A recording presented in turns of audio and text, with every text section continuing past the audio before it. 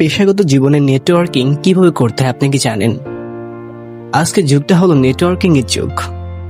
আমাদের সবচেয়ে ভালো সম্পর্ক গড়ে তুলতে, নিজেদের পরিধি বাড়াতে নেটওয়ার্কিং খুবই গুরুত্বপূর্ণ।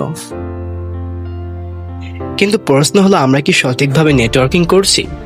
অনেক সময় আমরা কারোর সাথে পরিচিত হতে গিয়ে আমাদের অজান্তে কিছু ভুল করে ফেলি।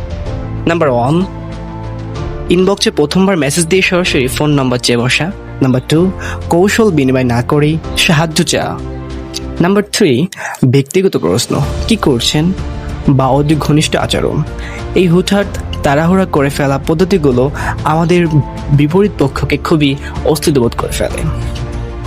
তাহলে সুন্দর ও সফল নেটওয়ার্কিং উপায় কি? অহংকার বিসর্জন দিন। অহংকার আমাদের যোগাযোগের সবচেয়ে বড় বাধা। নিজের ইগোকে ভুলে গিয়ে ব্যবধান কমিয়ে আনুন। 2, শিষ্টাচার শিখুন। কারো সাথে যোগাযোগের শুরুতেই প্রফেশনাল ম্যানার্স বা আদব কায়দা শিখে চলুন। সম্পর্ক আগে গড়ুন, হুটহাট করে সুযোগ সুবিধা না চেয়ে আগে পারস্পরিক শ্রদ্ধা ও দীর্ঘস্থায়ী বন্ধুত্ব গড়ে তোলার চেষ্টা করুন। ইনশাল্লাহ এই নিয়মগুলো মেনে চললে আপনি আপনার পেশাগত জীবন এবং ব্যক্তিগত জীবন এবং কারোর সাথে সম্পর্ক তৈরি করতে খুবই সহজে পারবেন।